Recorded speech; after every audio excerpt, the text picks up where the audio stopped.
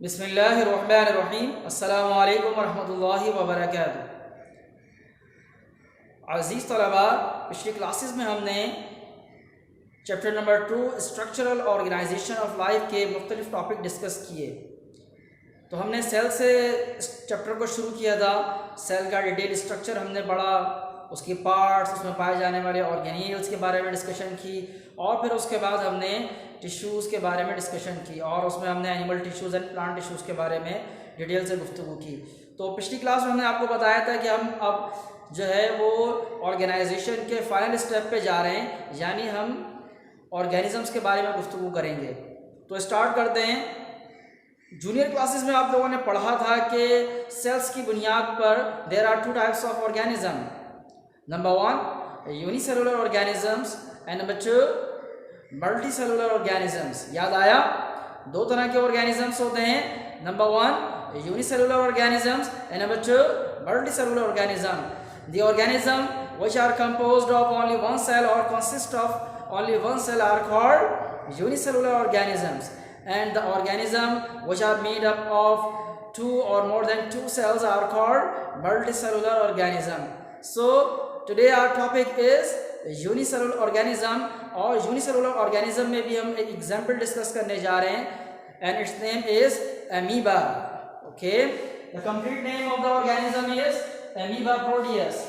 So today our topic is unicellular organism, and in this class we are going to study about an example of unicellular organism, amoeba.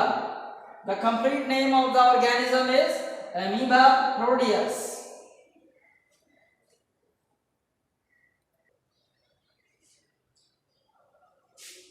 So what is an amoeba? Amoeba is a unicellular aquatic organism. Amoeba is a unicellular aquatic organism found in stagnant water, pools and ponds. Amoeba एक unicellular organism है, और ये कहाँ पाया जाता है? पानी के जोड़ों में और तालाबों में। कहाँ पाया जाता है अमीबा? पानी के जोड़ों में और तालाबों में। It is microscopic in size, ये माइक्रोस्कोपिक साइज का होता है, और उसका जो मेजरमेंट है, जो साइज है, वो कितना है? 0.25 मिलीमीटर, यानी कोई 1 मिलीमीटर का चौथाई हिस्सा। ठीक है, इतना छोटा सा ऑर्गेनिज्म होता है। ये देखिए अल्लाह की कुदरत कि ये इतना छोटा सा ऑर्गेनिज्म है, 0.25 मिलीमीटर इसका साइज है, और ये एक ऑर्गेनिज्म है, एक जिंदा चीज है। ठीक है, एक लिविंग थिंग है जो जिंदा रहता है, अपनी तादाद बढ़ाता है, सांस लेता है, ग़िज़ा हासिल करता है। ये अल्लाह रब्बुल इज़्ज़त की कुदरत है। उसके बाद it does not possess a permanent form and keeps on changing its shape. It does not possess a permanent form and keeps on changing its shape. इसकी कोई एक तयशुदा शक्ल नहीं होती है, कोई परमानेंट हालत नहीं होती है, ये मुसलसल अपनी शक्लें तब्दील करता रहता है। क्या बताया मैंने? ये जो अमीबा है इसकी कोई मखसूस शक्ल नहीं होती, ये मुस्तकिल अपनी शक्लें तब्दील करता रहता है। ठीक है, तो अमीबा के बारे में हमने 3 बातें पढ़ी हैं। नंबर 1 अमीबा क्या है? Amoeba is a unicellular aquatic organism. Amoeba एक यूनिसेलुलर पानी में पाया जाने वाला ऑर्गेनिज्म है, found in stagnant water pools and ponds, जो रुके हुए पानी यानी पानी के जो जोड़ और तालाब होते हैं उनमें पाया जाता है। It is microscopic in size and the measurement of the organism is 0.2 millimetres. ये माइक्रोस्कोपिक साइज का होता है, यानी सिर्फ माइक्रोस्कोप से ही दिखाई देता है, और इसका साइज कितना है? 0.2 millimetres. It does not possess a permanent form, इसकी कोई एक खास मुस्तकिल शक्ल नहीं होती। And keeps on changing its shape, और मुसलसल ये अपनी शक्ल तब्दील करता रहता है। ठीक है, अमीबा की इमेज आपको नजर आ रही है।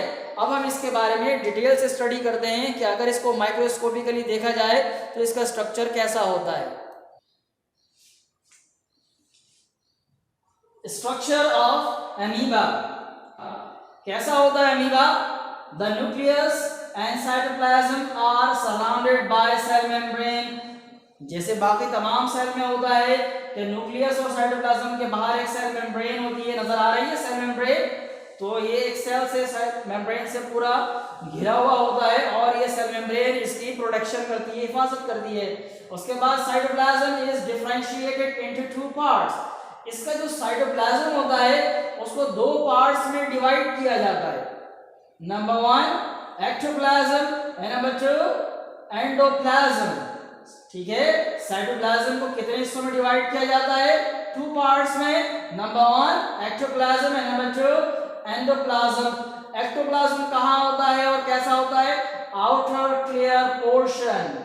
ये जो अमीबा की इमेज आपको नजर आ रही है ना, इसमें देखें, इसमें जो सेल मेम्ब्रेन के साथ साथ ये जो डिफरेंट कलर का आपको जो पट्टी एक चलती हुई नजर आ रही है ना, एक पूरी लाइन चल रही है, ये इसका एक्टोप्लाज्म है।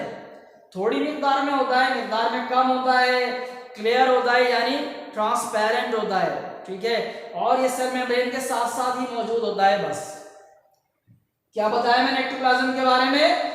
एक्टोप्लाज्म जो है वो आउटर क्लियर पोर्शन है, साइटोप्लाज्म का ही ये हिस्सा है, लेकिन ये सेल मेम्ब्रेन के साथ साथ होता है और ये क्लियर होता है यानी ट्रांसपेरेंट है। उसके बाद एंडोप्लाज्म। अब एक्टोप्लाज्म के बाद बाकी जितना मटेरियल अंदर भरा हुआ है वो सारा का सारा क्या है? एंडोप्लाज्म। एंडोप्लाज्म कैसा होता है? Inner viscous and granular portion. Inner viscous and granular. ये विस्कस होता है, गाढ़ा होता है, और ग्रैन्युलर होता है यानी इसके अंदर कुछ पार्टिकल्स मौजूद होते हैं। वो पार्टिकल्स दरअसल इसके ऑर्गेनेल्स ही होते हैं। ठीक है, और इसमें जो फूड वैक्यूल्स वगैरह हैं, दूसरी चीजें, उसकी वजह से ये पार्ट जो है वो ग्रैन्युलर होता है। तो जो आउटर पार्ट है वो ट्रांसपेरेंट होता है, क्लियर होता है, और जो इनर पार्ट है यानी एंडोप्लाज्म है वो ट्रांसपेरेंट नहीं होता, विस्कोस होता है यानी ट्रांसलूसेंट होता है, बिल्कुल ओपेक नहीं होता, ट्रांसलूसेंट होता है, और उसके साथ साथ ग्रैन्युलर होता है। और मिकदार में एंडोप्लाज्म ज्यादा होता है, काफी मिकदार में मौजूद होता है, क्योंकि जो एक्टोप्लाज्म है वो तो बस सेल मेम्ब्रेन के साथ साथ एक पट्टी चल रही है, बाकी दरमियान में जितना भी भरा हुआ है वो सारा का सारा क्या है? वो एंडोप्लाज्म है। एंडोप्लाज्म में और क्या क्या चीजें होती हैं? Endoplasm contain food and contractile vacuoles and other organelles. Endoplasm में फूड वैक्यूल्स होते हैं। फूड वैक्यूल्स जो है वो कई होते हैं यानी एक से ज्यादा होते हैं, जबकि कॉन्ट्रैक्टाइल वैक्यूल बस एक ही होता है। फूड वैक्यूल तो आप समझ गए होंगे कि इसके अंदर फूड होता है। कॉन्ट्रैक्टाइल वैक्यूल जो है वो ऐसे वैक्यूल होते हैं जो मुस्तकिल बनते और खत्म होते रहते हैं। ठीक है, इसीलिए इनको कॉन्ट्रैक्टाइल वैक्यूल कहा जाता है। तो ये बस एक ही होता है। ठीक है, पूरे अमीबा में एक ही कॉन्ट्रैक्टाइल वैक्यूल होता है, जबकि फूड वैक्यूल कई होते हैं, और उसके साथ साथ दीगर ऑर्गेनेल्स भी मौजूद होते हैं जो सेल की लाइफ के लिए जरूरी हैं। ठीक है, उसके बाद the animal moves bye temporary finger like projections called pseudopodia. The animal moves bye temporary finger like projection called pseudopodia. ये एनिमल लाइक ऑर्गेनिज्म है, इसलिए इसको एनिमल कहा जाता है। ये एनिमल जो मूव करता है वो अपने टेम्पोरेरी यानी आरजी फिंगर लाइक प्रोजेक्शन की मदद से मूव करता है। इसकी बॉडी में फिंगर लाइक प्रोजेक्शन बनते रहते हैं। ये वीडियो में आप देख सकते हैं कि इस तरह जो है वो फिंगर लाइक प्रोजेक्शन बनते हैं, और ये प्रोजेक्शन आगे से आगे बनते रहते हैं, और पूरा जो इसकी बॉडी है, वजूद है, वो आगे बढ़ जाता है, फिर उससे आगे फिंगर लाइक प्रोजेक्शन बन जाते हैं, तो फिर वो उससे आगे बॉडी बढ़ जाती है। तो इसमें मूवमेंट का अमल किसकी मदद से होता है? सीडोपोडिया। ये जो फिंगर लाइक प्रोजेक्शन है इनको क्या कहते हैं? सीडोपोडिया। तो अमीबा किसकी मदद से मूव करता है, किसकी मदद से हरकत करता है? सीडोपोडिया। सीडोपोडिया क्या होते हैं? Finger like projection. तो सीडो का मतलब होता है फॉल्स यानी झूठे, और पोडिया का मतलब होता है लेग्स या पैर। ठीक है, तो ये फॉल्स लेग्स होती हैं, क्योंकि ये बनती हैं खत्म हो जाती हैं, इसलिए इनको फॉल्स लेग कहा जाता है। तो ये पॉइंट आप अच्छी तरह याद रखेंगे, क्योंकि ये ऑब्जेक्टिव में पूछा जाता है कि अमीबा मूव बाय डैश, तो सीडोपोडिया आपको याद रहना चाहिए कि अमीबा सीडोपोडिया की मदद से मूव करता है। इसके साथ साथ इसमें न्यूक्लियस जो होता है वो आमतौर पर सेंटर में ही होता है, लेकिन जब ये फिंगर लाइक प्रोजेक्शन सीडोपोडिया बनते हैं ना, तो ये कभी सेल मेम्ब्रेन के साथ हो जाता है।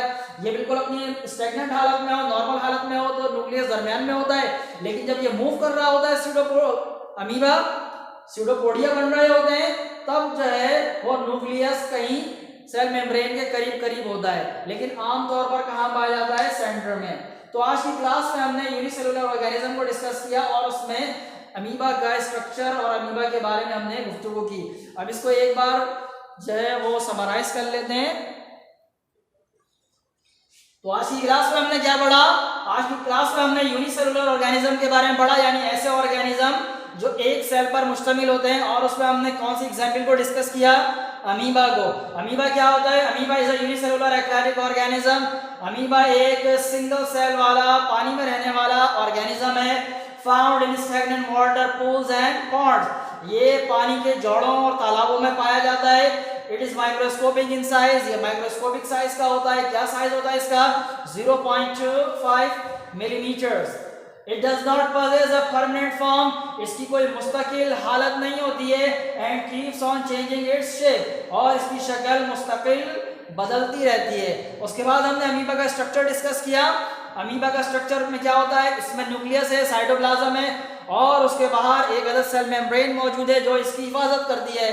उसके बाद cytoplasm is differentiated into 2 parts, यानी साइटोप्लाज्म को 2 हिस्सों में डिवाइड किया जाता है, क्योंकि माइक्रोस्कोपिकली इसको देखा जाए तो ये दोनों हिस्से वाज़ेह तौर पर नजर आते हैं। तो कौन से 2 हिस्से हैं? Ectoplasm and endoplasm. एक्टोप्लाज्म जो है वो आउटर क्लियर या ट्रांसपेरेंट पोर्शन है जो सेल मेम्ब्रेन के साथ साथ होता है, और एंडोप्लाज्म जो है वो एक्टोप्लाज्म के अंदर दरमियान में जितनी भी जगह है सारी जगह पर भरा हुआ होता है, यानी ये मिकदार में काफ़ी ज़्यादा होता है। और ये कैसा होता है एंडोप्लाज्म? ये विस्कोस होता है, यानी ट्रांसलूसेंट होता है, और एंड ग्रैन्युलर होता है। क्या क्या पाया जाता है एंडोप्लाज्म में? Endoplasm contain many food vacuoles, इसमें कई फूड वैक्यूल्स होते हैं, एंड कॉन्ट्रैक्टाइल वैक्यूल, एक कॉन्ट्रैक्टाइल वैक्यूल होता है, और उसके साथ साथ दूसरे ऑर्गेनिजम्स भी पाए जाते हैं जो लाइफ के लिए जरूरी हैं।